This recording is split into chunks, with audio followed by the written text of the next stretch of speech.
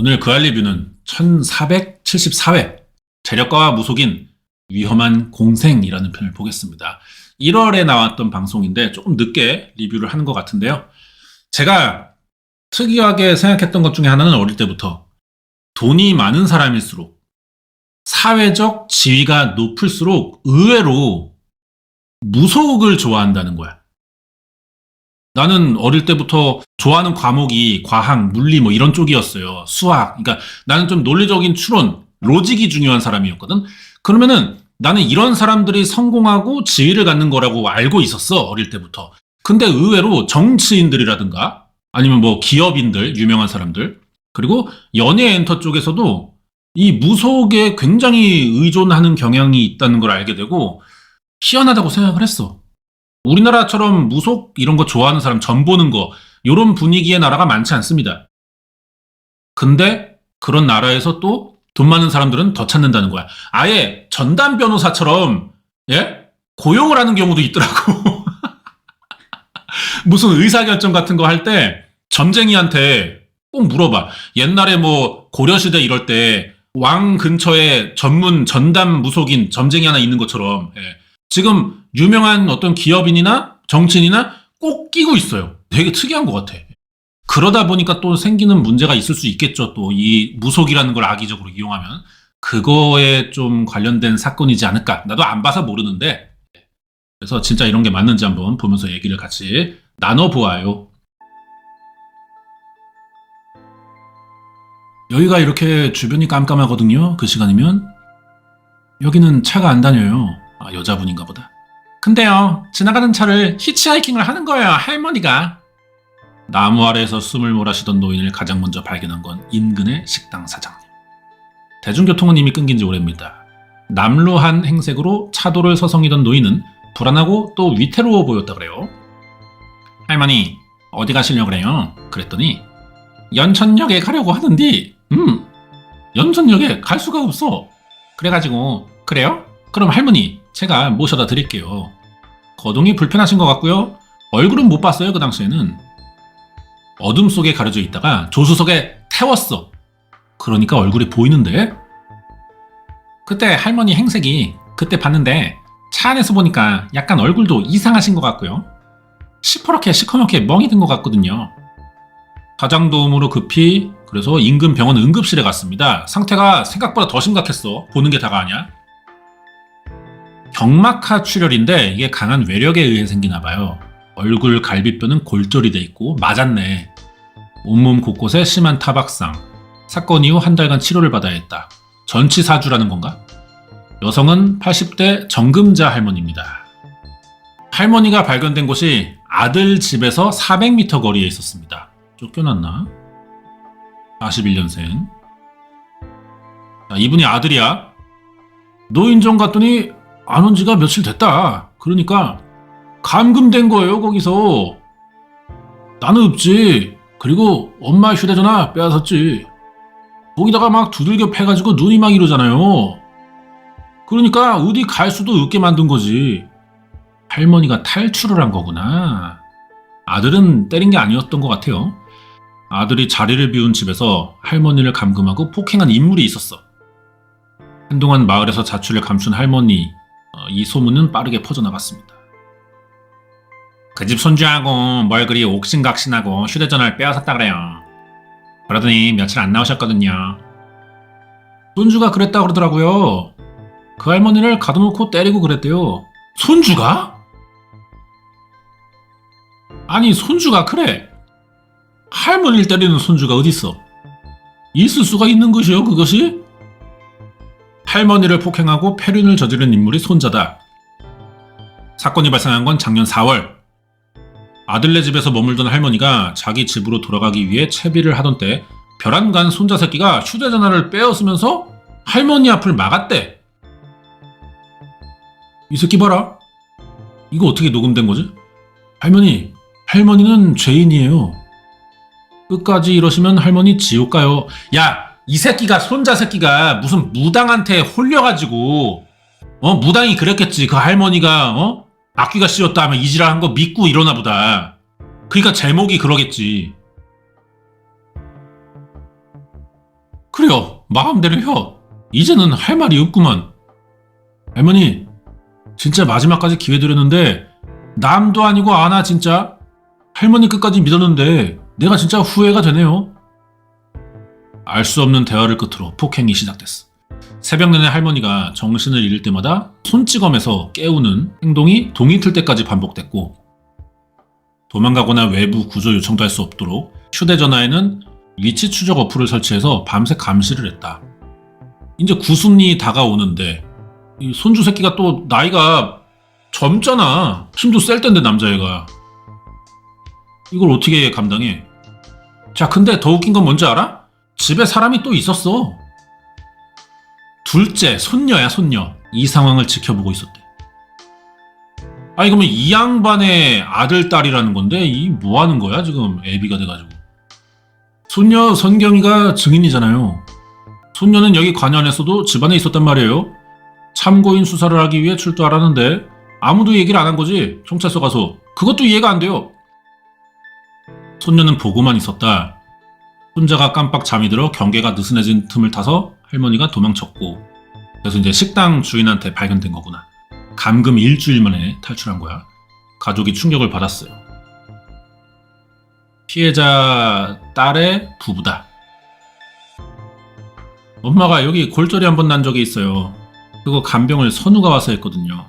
제가 간병 안 해도 될 정도로 끔찍하게 좋은 관계예요. 할머니한테 그런 행동을 할 거라고 전혀 생각할 수가 없는 사이예요. 멀쩡했는데 손자가 29이었어? 유난히 각별하고 돈독한 사이였대. 그러면 왜 지랄을 한 거야? 우리가 모르는 뭔 일이 있지 않고서야 얘가 이런 행동을 할 리가 없지 않느냐. 우린 이해가 안 가니까 선우의 행동이. 면회를 갔더니 면회를 거부하는 거예요. 안 만나겠다고. 오, 뭐냐? 자, 그래서 어쩔 수 없이 그 할머니를 만나봅니다. 몸은 좀 괜찮으세요? 예, 하루하루 낫기만 바라고 있어요. 여전히 병원 치료를 받고 있다. 내가 잘못했다고 뭐라고 얘기를 했는데 생각도 안 나. 얼결에 그냥 얻어맞고 정신도 없지 뭐. 그런데 정할머니가 뜻밖의 얘기를 했다. 손주가 때렸는데 그러고 나서 내가 하도 의의가 없어서 있는데 손주가 내게 빌더라고. 할머니, 내가 잘못했습니다. 할머니를 내가 때렸어요. 잘못했습니다. 무릎을 꿇고 30분 넘게 이곳을 빌더라고. 야, 이 새끼 뭐 또라이야? 할머니 좀 병원에 갈게요. 이러니까 안 돼요. 저기 알면 큰일 나요. 내가 약을 사올게요. 이러는 것이요. 지가 때려놓고 지가 약을 사다 준다. 누군가의 눈치를 본다. 적이라고 하는 적이가 뭐야? 그리고 손자가 좀 뭔가 불안해 보여요. 이 새끼 왜 이래? 사건 발생 이후 오랜 시간 침묵하던 선우, 얘가 이제 때린 손자죠. 사건의 실마리가 될 우편물이 옵니다. 뭐가 존나 써있는데 내용을 보니까 아빠, 고모, 고모부 먼저 크게 사고쳐서 죄송합니다. 그리고 뭐가 많이 무섭다고 적혀있어요. 그저 손자가 저지른 폐륜인 줄만 알았던 이 사건은 어떤 은밀한 배후가 숨겨져 있는 건 아닐까요? 야, 깜빵에서 이 새끼가 편지 보내온 거야, 가족들에게. 뭐 뒤늦게 후회가 되나? 되게 많이 썼다. 표씨, 박씨 두 사람의 협박이 무서웠습니다. 너무 힘들고 저 또한 살고 싶습니다. 아버지, 고모, 고모부, 할머니 먼저 크게 사고쳐서 죄송하다. 솔직히 말씀드리면 많이 무섭다. 사실대로 얘기하면 배신했다고 해코지 당하고 죽는 건 아닌가. 할머니 얘기 더 들어봅니다. 이 여자가 그 남자하고 같이 지내면서 안 되면 와서 밤을 쉬어요. 나를 들볶고 지랄을 하다가 그러더니 내가 안 죽으니까 손주를 데려오라 그래요. 할머니를 때리래. 우리 손주는 무속인 박성심이가 하라는 대로 했어요. 박성심, 이게 문제구나, 이 성심계이. 피해자가 감금돼 있던 일주일간 매일 찾아왔다는 의문의 여성 박씨. 손자 선우씨는 그녀의 지시를 따르는 것처럼 보였는데 사건 당일에도 박씨는 실시간으로 보고를 받고 있었대요. 자, 이제 그 손주가 보내죠. 할머니가 날밤 샜다고 자꾸 힘들어하네요. 그러니까 박씨가 또 시작하면 돼. 그러면 시작해보자. 할머니를 집에 가둬놓고 손자를 시켜 폭행을 지시했다. 대체 뭐하는 아줌마야? 밤만 되면 찾아오고 쥐집처럼 거실을 차지하고 집안 식구들을 하수인처럼 부렸어요. 오, 야, 네 할머니 오늘 자살해야 되니까 칼 가져와라. 칼을 또 들이댔대. 목을 메고 죽을래? 칼로 찔러 죽을래? 피해자를 협박하며 폭행을 직접 한 여성의 정체는 40대 무속인 박씨, 무당이요. 박성심, 가명입니다. 꼬라지하고는 씨발. 나는 근데 궁금한 게 이런 데 가면 요 뒤에 요것들 진짜 과일이에요, 이거? 뭐 한과랑 뭐 이런 거 있잖아. 사과 쌓아놓고. 찐이야? 나는 그냥 궁금한 게 가짜라면은 무당으로의 자격이 있는 겁니까? 가짜를 쌓아놓고 뭐 제사를 지내고 기도를 하면은 그 신이 씨발 족같아서 도망가겠네. 진짜예요? 알겠습니다. 진짜인 걸로. 먹지는 않나요? 다시 피해자 딸 부부. 엄마가 거기 내려가 계신 동안에 어느 날부턴가 그 무당 말만 듣고 애들이 변했다 이런 소리를 자꾸 해서 그때는 우린 이름도 잘 몰랐으니까 그냥 무당 그렇게 한 거야. 나더러 그걸 사과라라는 거예요. 아이들 앞세워 부모에게 사과까지 종용했다. 가족의 믿음이 깨진 틈을 타 박씨의 폭주는 거침이 없었다. 고모가 또 나오네요. 무슨 일이니? 그러니까 손자, 할머니 때린 새끼가 늦은 시간에 죄송한데요. 당장 오셔야 할 것 같아서요. 아이고 이게 무슨 소리야. 그러니까 박씨가 전화기를 뺏었나봐. 이런 개같은 년들 너 다 걸렸어. 이런 젖같은 년아. 미친년 뭐야. 너 누구야? 얘는 또 야 이 젖같은 년아. 얘 귀신 들렸다. 수학이 넘어 박씨의 곁에는 또 한 명의 인물이 있었는데요. 야 이 슈발 남자친구다. 이 젖같은 년아. 내가 언제 슈발 내 여친 욕하라고 허락해줬어 이 슈발년이? 쌍으로 미쳤다. 무속인 박씨와 연인관계이자 천호씨가 옥중 편지에서 범행의 배우 중 한 명으로 지목했던 남자. 과거 재력가 집안의 사위로 등장해 돈과 명성을 모두 거머쥐었던 50대 남성 표씨. 그래서 이제 그 선우가 편지에 뭐 2명 언급했잖아요. 박씨, 표씨. 이 부부인가봐. 뭐라고? 누구라고? 야 이 슈발 남자친구다 이 젖같은 년아. 내가 언제 슈발 아까 얘기한 건데 또 할 거야. 슈발 내 여친 욕하라고 허락했어 이 슈발년이. 50대 표씨라고요. 궁전기업 딸과 결혼했다가 이혼한 사람이에요. 이렇게 감금과 폭행당한 80대 할머니 정씨, 정할머니를 직접 때리고 감시했던 29살 손자, 범행 현장인 집안에 있었지만 침묵을 지켰던 27살 손녀가 있고 또 다른 손자도 있습니다. 주범으로 보였던 손자 선우씨는 누군가의 협박이 두려워 범행을 저질렀다고 뒤늦게 털어놨는데 바로 그 사람이 40대 무속인 박씨였고, 손자 선우씨가 일방적으로 한 주장인지 의심이 됐지만 한 달 전 1심 재판에서 무속인 박씨는 특수 준 감금치상 등의 혐의로 징역 6년을, 박씨의 남친 젖같은 년 좋아하는 표씨는 공무집행 방해로 1년을 선고받아서 빵에 들어가 있습니다. 귀신 들린 여자랑 재력가 출신의 남성의 이제 조합인 건데 서로 다른 대척점에 서 있기도 한 듯 하면서도 어딘가 닮아 있는 듯한 이 두 사람의 조합은 참 기묘하다. 이 사람들이 그러면 사건의 배우가 되는 걸까요? 피지컬이 좋네요. 다시 피해자 할머니. 참 그런 일을 당했어요. 나는 잘못한 것이 없는데 왜 이러냐. 그러니까 트집을 잡으면서 막 이 따귀 저 따귀 머리를 잡아 쳐놓고 막 그냥 때리는 거예요. 오후 7시인데요. 화성집으로 돌아가려던 정할머니의 짐과 휴대전화를 손자 새끼가 빼앗고 누군가와 뭘 주고 받더니 밤 10시가 넘은 시간에 그 무속인 박씨 아줌마가 찾아왔어. 할머니를 잘 감시하라며 손자에게 거듭 강조했다는 박씨. 그녀는 늘 늦은 밤 시간에 찾아와 새벽까지 머물다 갑니다. 직접 할머니를 폭행할 때는 흔적을 남기지 않기 위해 비닐장갑을 끼는 철저함도 보였어요. 그러니까 지도 잘못하고 있는 걸 아는 거야, 이년이. 이 무당 이거. 영정 사진에 무릎을 꿇게 시키고 머리를 박게 하고 잘못을 빌라고 100번을 하라 그랬나? 머리에 피가 나오도록 머리를 박고 사과를 해야 진짜 사과다. 저는 피가 거꾸로 솟죠. 이 씨발년! 사망한 며느리 영정 앞에 무릎을 꿇리고 고해성사를 시키는 기이한 행동을 보였다. 지켜보고 있던 손자에게도 폭행을 지시했고, 여섯째 되는 날은 박성심이가 목도 눌러보고 말이여 여기저기 꼬챙이로 막 이런 데다 찌르고. 꼬챙이요? 쇠 꼬챙이가 거기 있었구먼. 그걸로 막 찔러 나를. 야, 이 새끼 봐라. 그러니까 수치심을 좀 주려는 거야. 인격 말살 작업 같은. 야, 봐봐. 아줌마 이거 표독한 거 봐봐. 야, 너 혹시 땅 파가지고 사람 얼굴만 내놓게 묻을 마음 있냐?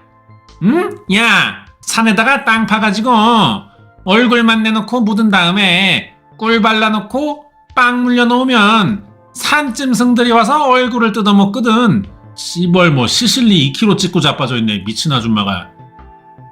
야, 너 어차피 가능하니까 이쪽으로 포크레인 하나만 보내줄래? 아, 이거 쥐약 처먹었네.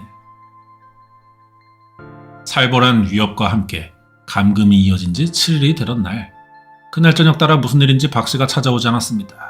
밤 8시. 이거예요. 오늘 쉰다고 그러더니 이젠 안 오는구나. 그걸 짚고 그냥 죽으라 살라 하고 난 큰 길로 나갔어. 기어서 나갔구먼. 보니까 우산대가 있더라고. 손자가 지랄하다가 이제 잤어요. 이제 그 틈에 할머니가 도망간 건데, 인근 파출소에서 신고하면서 수사가 시작됐지만 얼마 안 돼서 마을에 또 다른 사건이 일어납니다. 경찰들이 와서 조그마한 여자애 하나 못 봤냐? 큰 버스로다가 경찰차가 서대 나왔어. 서대가 와서 여기다가 풀어놨는데 경찰들이 이 산에 아주 그냥 잔뜩 있었구먼. 누군가의 실종 신고로 40여 명의 경찰과 소방 인력이 동원됐다. 나흘간 수색이 있었대요. 아니, 사람은 또 왜 사라져? 자, 경찰서 가봅니다. 며칠을 수색을 했을 거예요, 그때. 저는 그때 하루 초저녁부터 한 새벽 1~2시까지 했으니까. 손녀가 없어졌다 그랬나? 뭐 유서 써놓고 나갔다 그랬나 그래요? 그 지켜만 보고 있었다는 그 손녀야? 맞나봐. 할머니 경찰 신고 후 폭행사건 참고인 조사를 받던 둘째 손녀 선경이가 죽음을 암시하는 문자를 보내고 잠적을 해버렸던 거지. 특히 무속인 박 씨는 수색 중인 경찰을 독촉해가지고 선경 씨의 안위를 무척이나 걱정했어요. 그때 기억으로 내가 주변 CCTV를 다 확인했는데 누구하고 같이 차 타고 가는 게 나오더라 해가지고요. 손녀가 유서를 보냈던 시각에 문자로 보냈으니까 그 시각대에 공교롭게도 집 근처를 배회하는 의문의 차가 있었다. 3박 4일을 동선을 경찰들이 밤새워가지고 CCTV 뒤져가지고 거기까지 해서 체포해서 데려온 거예요. 손녀인 우리 선경이가 약 먹고 죽음을 이제 소동을 벌였는데 그게 거짓말이더라고. 유서 문자를 무속인 이 시벌년이 박성심계이가 선경이한테 이제 보낸 거야. 그걸 보내라고 시켰네, 애한테. 그러고는 너는 잠깐 어디 가 있어라. 이렇게 된 거예요. 완전 쇼를 한 거지 뭐. 이것은 드라마야, 드라마 완전히. 박 씨가 꾸며낸 각본이었대, 모든 게. 신고가 접수됐고 피해자의 손자와 손녀가 차례로 경찰 조사를 받기 시작하자 화살이 자기에게 향해 올 것이라고 느꼈을 박 씨. 그러니까 손녀를 더 이상 조사 못 받게 잠적시킨 건가? 아니, 그래도 어차피 자기한테도 결국 갈 텐데 뭐. 멍청한 년이네. 이런 상황에서 그녀는 경찰을 속일 방법을 궁리한 게 유서를 둘째 선경 씨에게 전달하고 첫째에게 실종 신고를 지시한 거다. 아니, 난 궁금한 게, 그러니까 이게 이따가 대답이 나올지는 모르겠는데 애들은 이 씨발 무당한테 뭐 노인네들도 아니고 아니 왜 속아 넘어가서 이렇게 절절매고 있는 거야, 이 새끼들. 선우랑 선경계이 얘네 뭐야? 모르겠네. CCTV가 없는 굴다리 아래에서 다른 조력자들을 또 만나가지고 둘째 선경씨를 숨길 완벽한 계획을 세웠다, 박씨가, 무당이. 근데 자택에서 선경씨를 차에 태우고 빠져나가는 과정에서 CCTV에 덜미가 잡혔다는데 박 씨의 곁에는 전 재력가 사위이자 남자친구인 표 씨가 있었다 이 얘기잖아. 오늘 그 알이 좀 같은 설명을 많이 반복하네요. 더럽게 재미없게. 했던 얘기를 계속 반복하는 거야. 그러면 안 돼. 전달력이 떨어진다고. 어? 술 먹은 아저씨 같잖아. 같은 말 하니까. 박 씨와 표 씨를 비롯한 6명은 특수 준 감금치상 거짓 실종 신고로 공무집행을 방해한 혐의로 기소가 되었어요. 하지만 표 씨는 허위 실종 신고의 계획을 몰랐을 뿐더러 박 씨의 폭행 사건과도 아무 관련이 없다고 주장합니다. 여친이 무당이잖아. 표 씨는 여친을 지금 보호하지 않네요. 진술이. 피의자는 어떤 역할을 부여받은 사실이 있나요? 없습니다. 어른으로서 막지 못해 죄송합니다. 노력했지만 방법이 없더라고요. 경찰분들을 속이게 된 건 죄송하게 생각합니다만 주범이라는 거는 제가 인정할 수가 없습니다. 그 짓을 갖다가 보면 박 씨 얘가 진짜 잘못한 건 맞거든요. 누가 봐도 잘못했어요. 녹음 파일도 수십 시간이 있어요. 아우 진짜 나는 아무것도 몰랐어. 왜냐?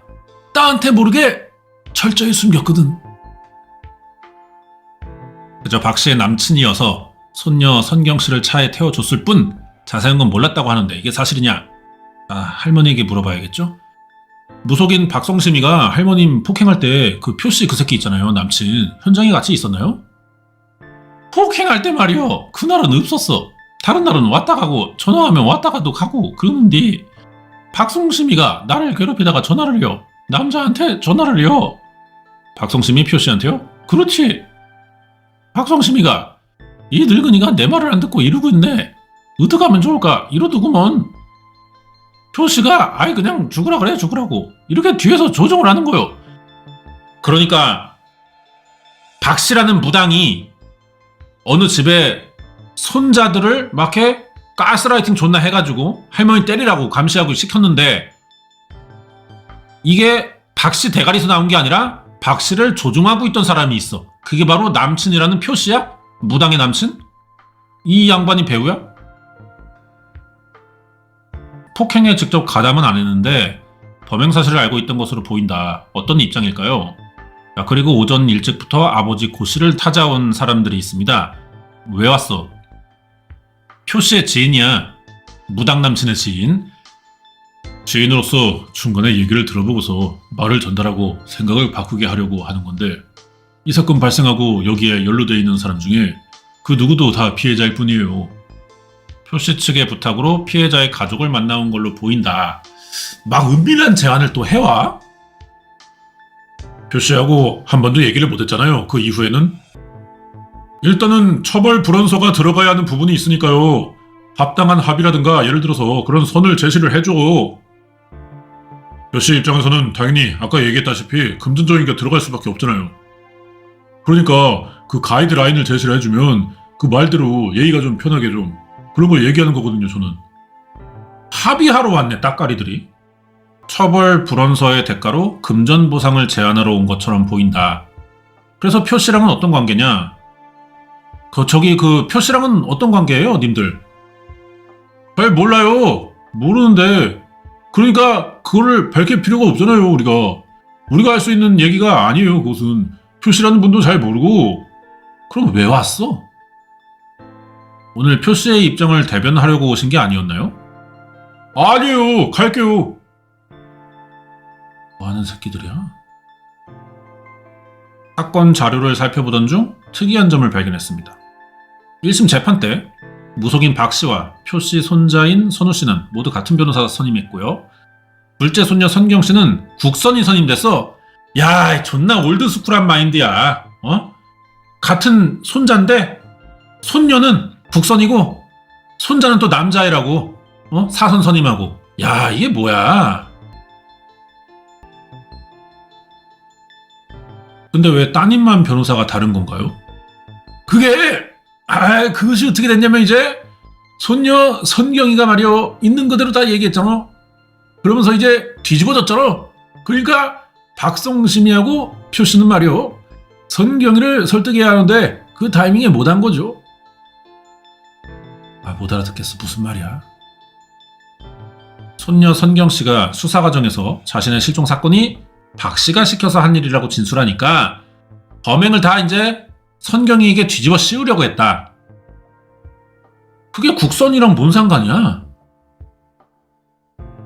그리고 1심이 열리기까지 가족들의 접견 요청도 두 번째 박 씨 일당과 같은 변호사를 선임하고 있던 손자 선우 씨 가족들은 이 과정에서도 박 씨의 치밀한 계산이 깔려 있다고?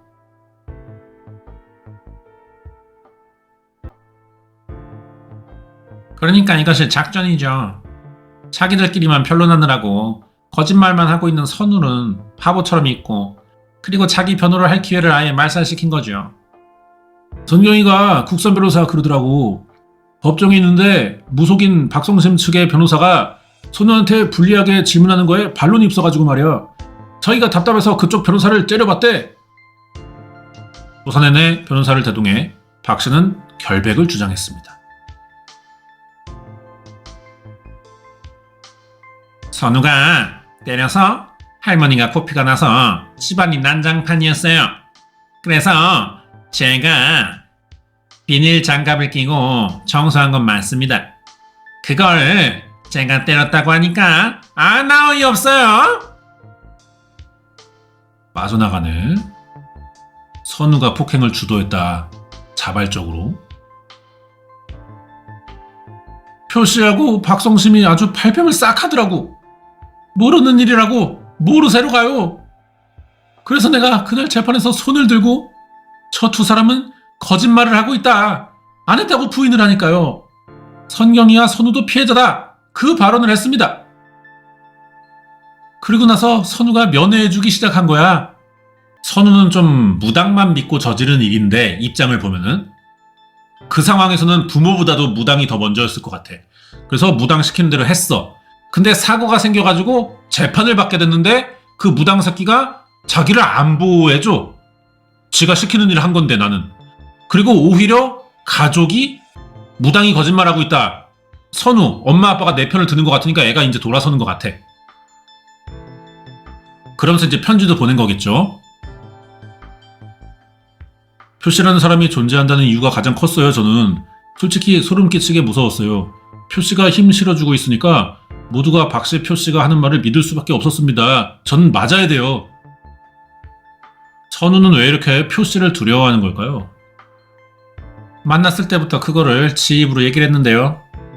자기가 A기업에 들어가가지고 모든 인맥이 요소요소 이렇게 있어가지고 말 한마디만 하면 뭐 하나 하는 거는 일도 아니라는 식으로 얘기를 하는 거지. 평소 자기가 재력가 사위 출신인 걸 강조해왔다. 근데 이혼한 거 아니야? 그러면 씨발 끝난 거지, 뭘 주접을 떨고 있어? 사기꾼인가? 그를 가까이서 지켜본 선우 씨의 아바이는 도저히 이해되지 않는 점이 있다고 합니다. 말은 말이여, 표씨가 뭐 어디 얻어서 간다 그러고 안 가는 거요. 그것도 이해가 안 되는 거요. 왜냐하면 연천에 집이 싼데 아파트 싸고 좋은 곳도 있고 많아요, 빈집이. 주변 사람들에게 자신의 부를 과시했는데 정작 그가 머물렀던 곳은 고 씨의 마당 뒤편에 딸린 작은 농막이었다고. 이쪽 안에 있어요, 저 안에. 내부로 들어가니까 단촐한 살림이 가장 먼저 눈에 들어오고 짐 정리도 못한 채 급하게 떠난 흔적들이 보인다. 이게 다 실제로 사용했던 식기들이죠? 예. 컨테이너 이게 3 곱하기 9 하면은 27이죠. 예, 그런 컨테이너고요. 2년 좀 넘게 있었죠. 두 사람이 거주했던 컨테이너 건물은 27제곱미터, 일반 원룸보다 작은 평수야. 여기서 월세나 전기세를 따로 내지 않고 생활했다. 좁은 농막 안에서 그는 왜 무속인 여친 박 씨랑 지냈던 걸까? 소박한 삶을 선택한 괴짜 재력가였을까? 표 씨는 무속인 박 씨 등과 공모해 둘째 손녀를 빼돌리고 거짓으로 실종 신고해서 공무집행을 방해한 혐의로 징역 1년을 선고받았습니다. 3년 전 봄, 아버지 고정철 씨는 오래된 지인인 표 씨로부터 연락을 받았다. 3년 전에 표 씨가 갑자기 저기 저 컨테이너를 저희가 좀 쓸 수 없냐, 사람도 없고 항상 비어있는데 그냥 써라 마음대로, 그냥 은둔 생활하는 모양이다. 여기 좁은 시골에 있어봤자 뭐 두세 달이지 이삿짐도 없었어요.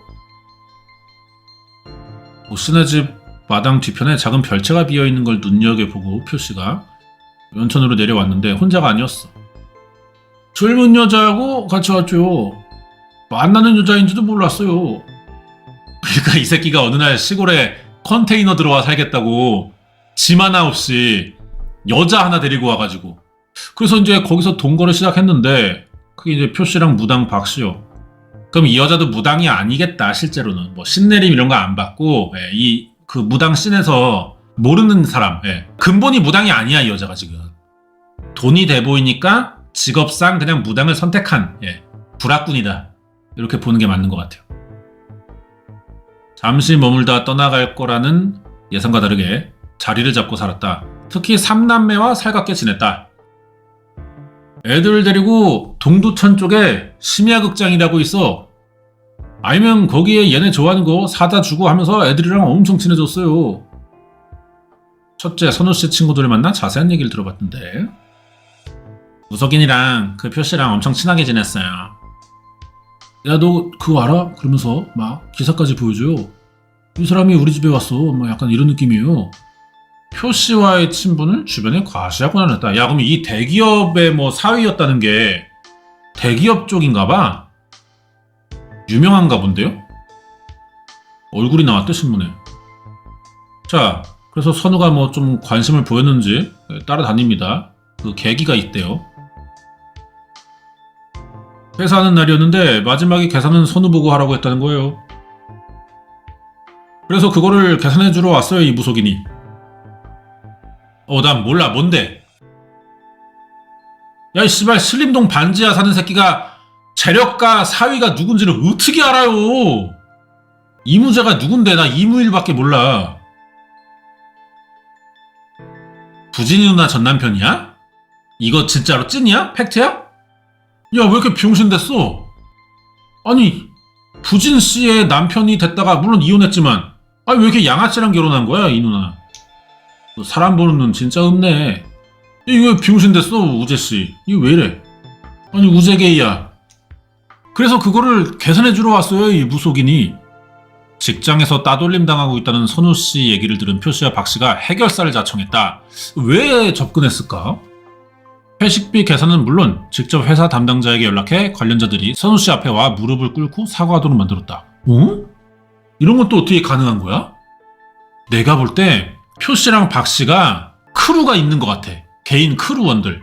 유사시에 동원시킬 수 있는 그죠? 아까 합의부로 온 애들 있잖아. 처벌 불원 탄원서 이런 얘기 나오면서 걔네가 크루원인 거야. 그런 거 아닐까요?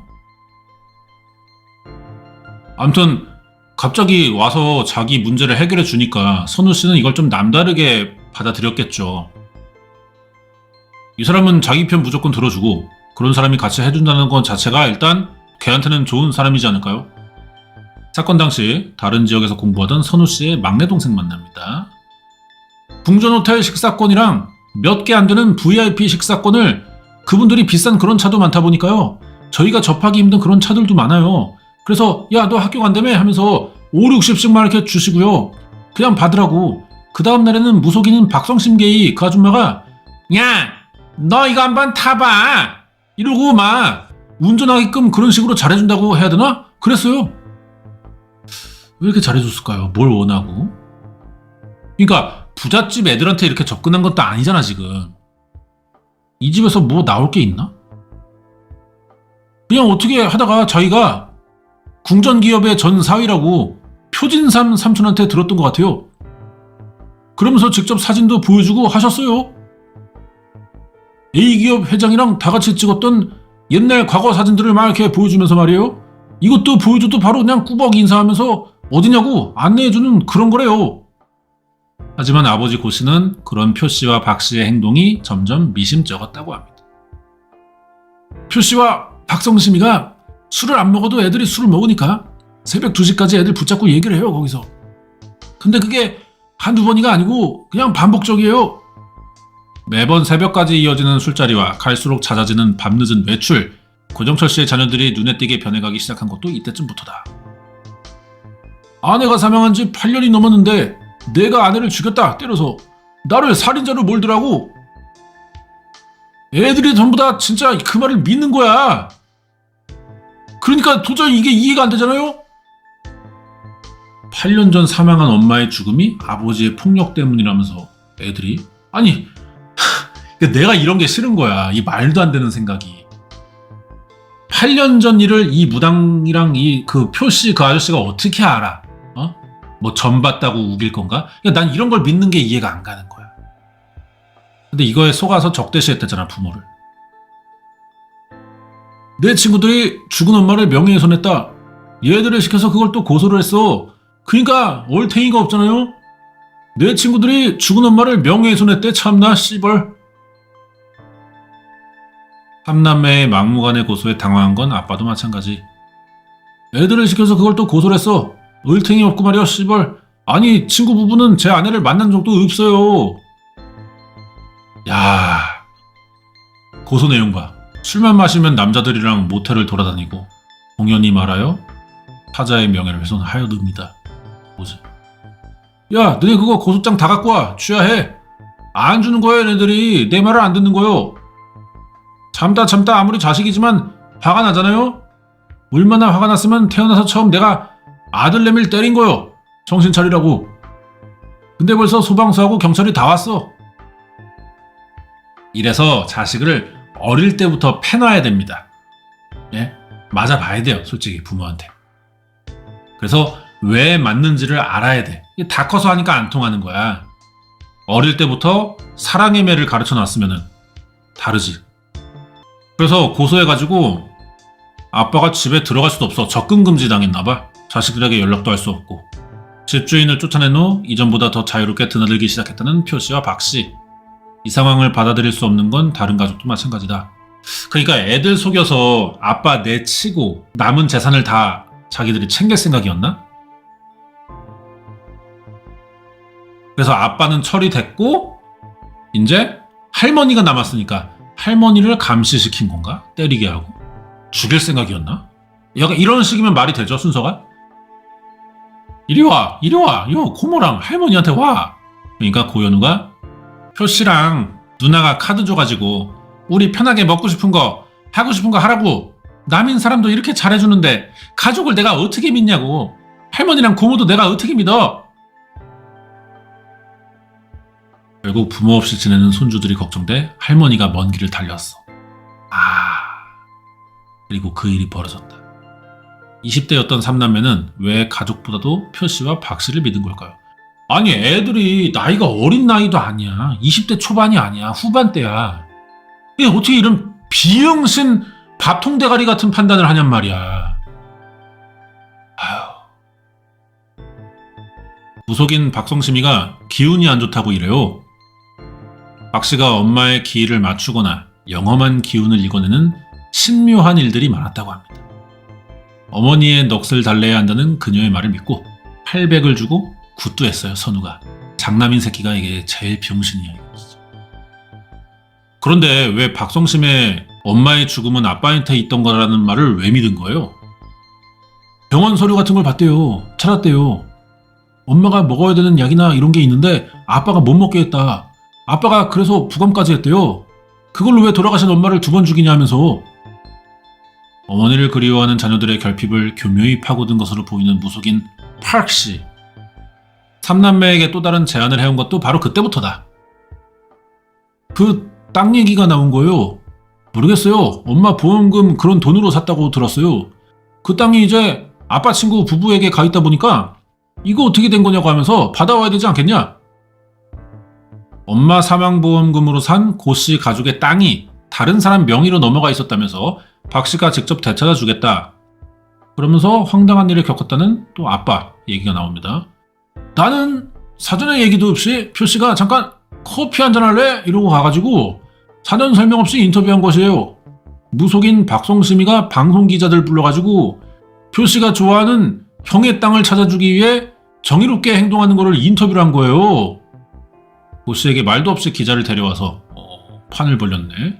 이들은 왜 이렇게 땅 찾아주기에 열을 올린 걸까요? 내 땅을 찾아달라니 난 걔들한테 찾아달라는 소리를 부탁한 적도 없어요. 여기는 관심을 꺼라. 그냥 내가 알아서 하는 거지. 손대지 말라고 했어, 애들한테도. 근데 부탁한 사람도 없는데 박씨 아줌마가 혼자 지랄이야. 귀신 들려갖고.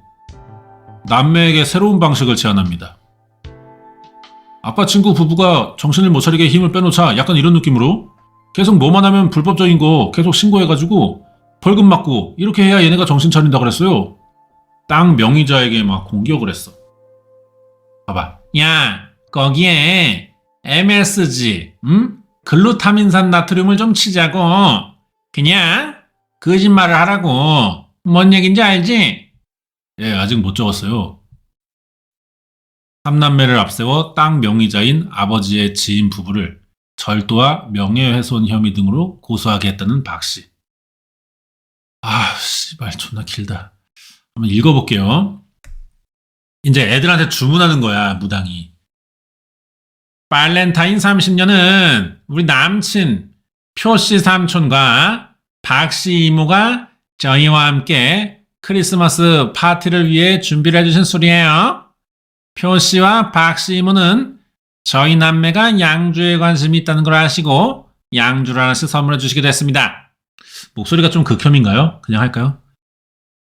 현우가 궁금했던 발렌타인 사왔다 라고 하셨습니다. 그리고 표씨와 박씨 이모는 저희 남매에게 크리스마스 파티 때 따자고 했고 그 전에 축하할 일 있으면 그 전에 따도 되고 하면서 아버지 하우스 안에 저온 창고에 넣어 놓는다 하였고 저온 창고에 있는 걸 저도 가끔은 확인을 했었습니다. 솔직히 제가 사기도 비싼 술이라 매번 있는지 없는지 확인하고 있어서도 잘 압니다. 작년 10월쯤이니까 2023년이고 그때 표씨랑 박씨가 절도로 신고를 하겠다면 난리가 났었습니다. 영문을 몰라 이거를 이제 고 누구에게 물어봤는데 강박 부부가 표씨랑 박씨가 있는 데서 이런 버전으로 해줘라 지시를 했네요. 아예 시나리오를. 박씨에게 고소당했던 부부를 만나 보니까 더 이상 엮이기 싫다며 대화를 거부합니다. 지긋지긋한가 봐. 이런 언급이 또 뭔가 엮이는 계기가 되지 않을까 생각하는 거죠. 명예훼손 절도 이래가지고 아내가 8개, 내가 8개예요. 와. 경찰서 가서 조사받는 게 쉬운 일이 아니에요. 취조를 받아야 되니까요. 박씨가 고소했던 건은 전부 무혐의 처분을 받았습니다. 그냥 넣는 거야. 그러니까 나는 이런 것도 좀 필요해요. 경찰 판단에 너무 말도 안 되는데 막 악의적인 고소 남발 같은 게 있다. 누군가를 대상으로 저격하듯이. 그럼 경찰이 알아서 좀 잘라주는 것도 필요한데 일단 고소가 들어오면은 조사를 하고 봐야 돼. 그러면 이런 악의적인 고소, 남발 같은 거를 그냥 마냥 해야 되는 거야. 이게 뭔 인력 낭비냐고. 왜 괴롭힘을 당해야 했을까요? 나는 고정철한테 돈을 2억 3,700을 주고 정상적으로 땅을 샀는데 보시 생각에는 돈을 1억을 적게 줬다고 생각을 한 것 같아.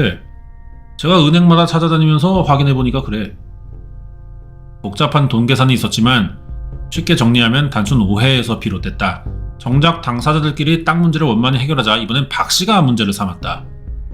제가 화가 났던 부분은 그거였어요. 왜 아무도 우리한테 사과를 안 하지? 저하고 상관없는 일에 껴가지고요. 그러니까 끼지 말라고 더 이상. 박씨의 사과하는 명령에 진짜 무릎 꿇고 사과를 했대요. 이 여자는 대체 무슨 기술을 갖고 있는 거야? 다 큰 남자가, 성인 남자가 대학생 이런 것도 아니잖아. 결혼했는데 이 씨발 미친년한테 무릎을 꿇고 사과를 하는 거 대체 얼마나 괴롭혀야 되는 거야? 완전 정신적으로 완전히 그냥 제압을 해버렸다는 얘기잖아. 표씨가 협박처럼 그러더라고요, 저한테. 우리는 이렇게 망가질 수도 있구나. 이런 불안감이 정말 커졌어요. 아버지인 고정철한테도 분노의 화살이 날아왔다. 아, 씨발 무슨 뭐 바루스야? 끝내고 나니까 내가 봐선 그런 것 같아. 표씨와 박성심이가 땅 뺏어준다고 그랬는데 뒤에서 끝낸 거야? 나 이런 사람인데 내가 지금 하고 있는 걸 갑자기 네가 이렇게 없애버려? 그때부터 이제 쉽게 얘기하면 고씨를 죽이기로 하고 들어간 것 같아요.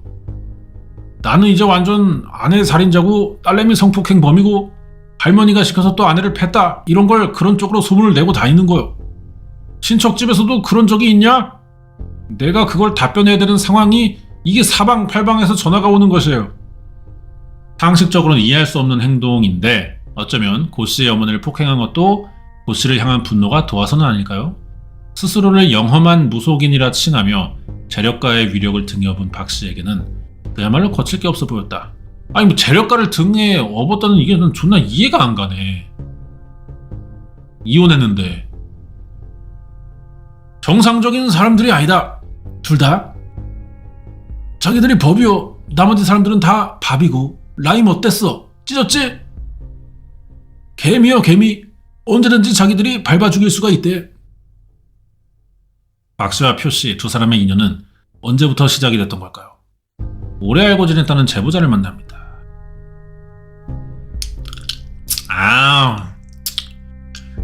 제가요 걔랑 고등학교 동창이긴 해요. 박성심이가 신내림 받았는데 잘 마신다 그래가지고 내가 점을 보러 갔었지. 나도 무당이거든.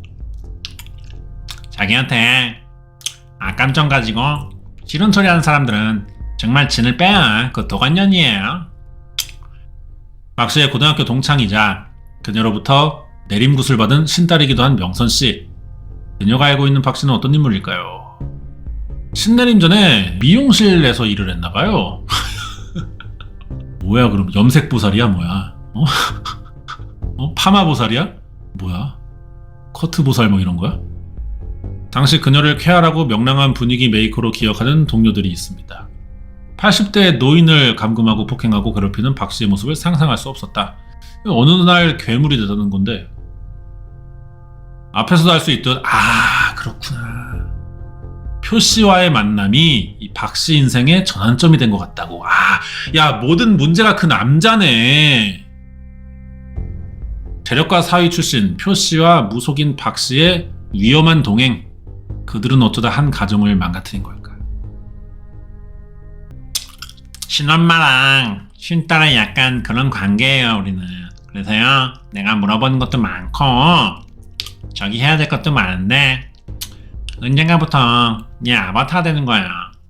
부르면 가야 되고 가면 또 가서 또 저기 하고 밤 10시 넘어가지고 제 아들 휴대전화에 메시지로 엄마가 연락 안 받는다고 이거 보면 엄마한테 연락 좀 해달라 그래라 뭐 이렇게 오고 하루는 저희 엄마 하루는 저희 아빠 하루는 또 뭐 거래처 사장님도 있어요 제가. 그리고 또 선생님들도 있고 이걸 계속 이렇게 하니까 제가 아주 저기 하겠더라고요. 명선씨와 사이가 틀어지자 주변에 연락을 돌리며 괴롭히기 시작했다.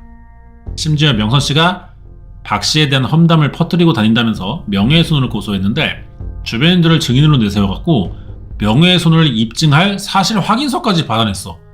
야 뭐야? 이거 봐봐. 엄마가 연락이 안 돼서 그러는데 아줌마는 미정이 뭐 친구야. 엄마한테 연락해달라고 부탁할게. 많이 급한 거야. 부탁해. 그 다음에 표 고모님 대리인이에요. 야 막 사칭도 한다. 이상한 친분 만들어갖고. 표 고모님께서요 김명선 씨와 관련된 일로 만나 뵙고자 하십니다. 야 표 고문이야 고문. 지 남친이 고문이야. 자, 사실 확인서에 대한 진위 뭐 이런 문제도 있는데 그걸 왜 저한테 물어봐요? 예? 피고인이 그 김명선이라고 써있던데요? 어떻게 된 일이야? 박씨에게 사실 확인서를 써줬다는 사람들을 만나보고 직접 들은 적도 없고 기억조차 나지 않는다는 내용의 사실 확인서를 왜 써줘?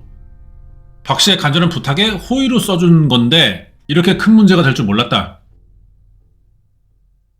막대한 자산가로 알려진 표씨는 어쩌다 무속인 여친과 함께 연천에 머물게 된 걸까요? 명선씨는 두 사람의 만남을 아직도 생생히 기억합니다. 또 나야. 나 말 많이 하는 거 싫어하는데 2017년 하반기야. 박성심이가 신당으로 살던 원룸이 있어. 거기 점을 보러 왔는데 표씨가 왔대요. 그래서 표씨가 누구냐 했더니 그 궁정기업의 사위다. 그래서 세 번째 만났나? 그때 박성심이가 표씨를 좋아하게 됐어요. 그런 게 있어. 우연히 신당에 점 보러 온 표씨에게 박씨가 호감을 갖게 됐다. 그래서 사귀었다. 내가 어떻게든 너는 평생 책임진다. 집 짓고 신당도 저기 하고 그래서 너랑 항상 마지막은 너랑 함께 할 거라고 표씨가 해가지고 박성심이는 이제 표씨의 사이에서 딸을 갖고 싶어 했어요. 딸을 이렇게 저기 해가지고 유학을 저기 하고 혼자 되게 꿈, 희망 이런 거를 애가 엄청 저기 하더라고. 이때부터 변한 거다. 솔직히 말하면 사람들이 처음에 박성심이 나 표씨 만나, 나 표씨 좋아해, 내 남친이야 막 그러면은 네가 뭔데? 표씨가 저를 왜? 응? 그러다 보니까 어느 순간부터 명품을 저기 하는 거야. 박성심이 말로는 표씨가 저기 해줬다고 하더라고. 그걸 다 가방 같은 거 있잖아, 구두랑. 표씨에게 선물 받았다면서 어느 날부터 명품 과시. 야, 막 오픈카를 막 탄다. 야, 꽁뚜 열어놓고. 나중에 알고 보니까 이게 다 박성심이가 지 돈으로 산 거더라고요. 그래서 카드 값이면 뭐 이게 돈이 다 터진 거야. 동생한테 연락 왔어요. 박성심이가 저희 카드를 저기 하는데 돈을 내야 된대. 보이스피싱 당했다. 통장이 압류됐다. 그러면서 돈을 안 준다는 거죠. 그리고 박성심이가 살던 그 집이 엄마 명의로 대출이 돼 있어요. 그 돈도 몇 달 때 안 줬다 그러고 이게 다 2023년에 일어난 일이에요. 6월 달에 집 나간 걸로 아예 나간 걸로 알거든요. 편지 저기 하고. 야, 그럼 표씨가 문제의 원흉이네. 이건 박씨 아줌마도 그러면 사실 당한 거예요. 이거 제비한테. 그죠? 빨래질 당해가지고 그리고 자기가 당하고 있는 것도 모르는 것 같아. 그래서 표씨의 지시로 어디 가서 뭐 무당인 척해서 후려쳐라. 이런 거 아니야? 이 아줌마도 이거 좀 피해자인데요. 그러면 동시에. 그래서 이제 가족들에게 빚을 못 갚으니까 편지 남기고 이제 잠적한 거야. 그리고 온 데가 연천의 컨테이너. 요때 이제 컨테이너 생활할 때 아는 사람 있나 한번 봐야겠네요. 집안에서 명함 하나가 나왔나봐. 그냥 표씨 관리된 사람 중에 한 명이 소개해줘가지고 그 다음에 뭐 소문 별로 안 좋아가지고 제가 이제 연락을 끊었죠. 예전에는 활발하게 막 돌아다녔는데 이후에 좀 안 나오고 말이야. 사람도 안 만나고 뭐 그런 상태로 알아요. 그렇다면 피해자들에게 대리인 역할을 하던 인물, 합의 보러 왔던 그 차 타고 왔다가 그 사람들, 그 행적을 알지 않을까 물어보면 누구였을까?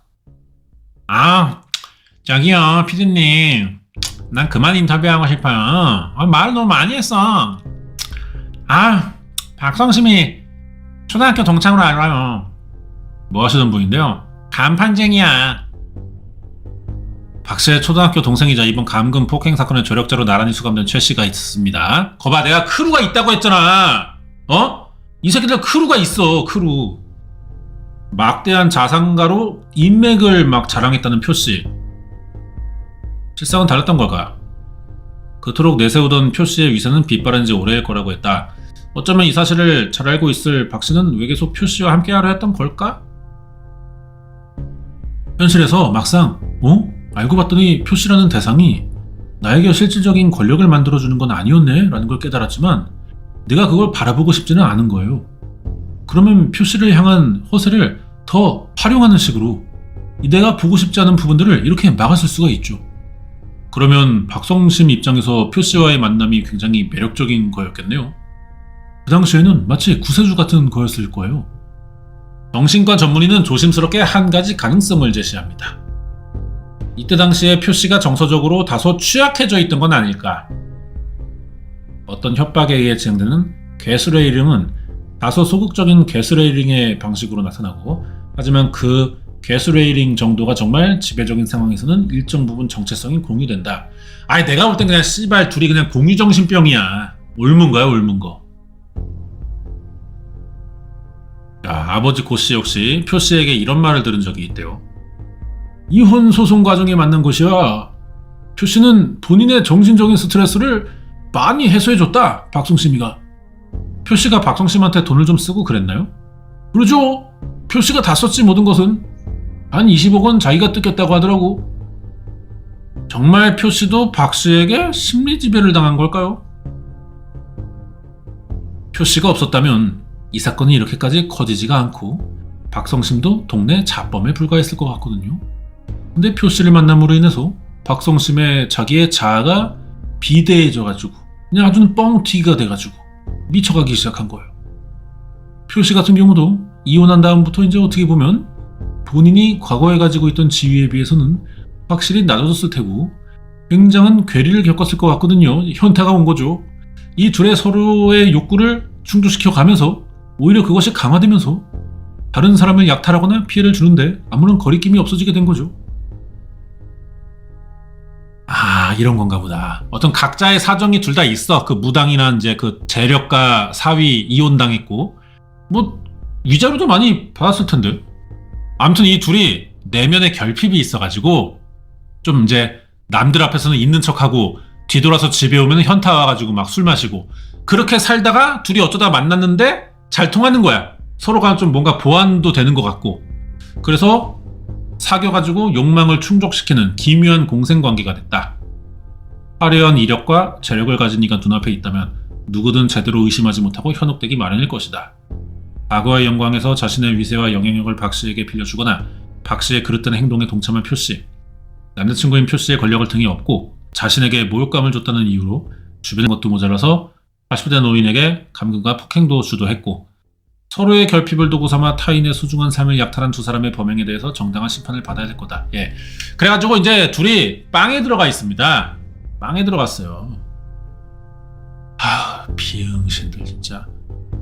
아니 그냥 뭐 인스타 릴스 같은 거 찍어가지고 인기 끌어서 유튜브 하고 뭐 공부하고 그러면 안 되나? 왜 이렇게 좀 그냥 생겨먹은 꼴이 이런 건가? 태어날 때부터? 나라면은 아무리 좀 내가 형편이 어렵고 막 그래도 이렇게는 못할 것 같아요. 내가 대가리가 터질 것 같아. 이걸 어떻게 해? 한 명한테 막 고소를 막 수십 개씩 날리고 이걸 어떻게 해?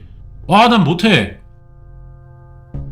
막 애들한테 돈 줘가면서 막 슬슬 막 구슬리고 난 못해. 그러니까 이거는 이렇게 생겨먹은 새끼가 따로 있는 거야. 참나. 난 못해. 그러니까 얘네들은 뭐야?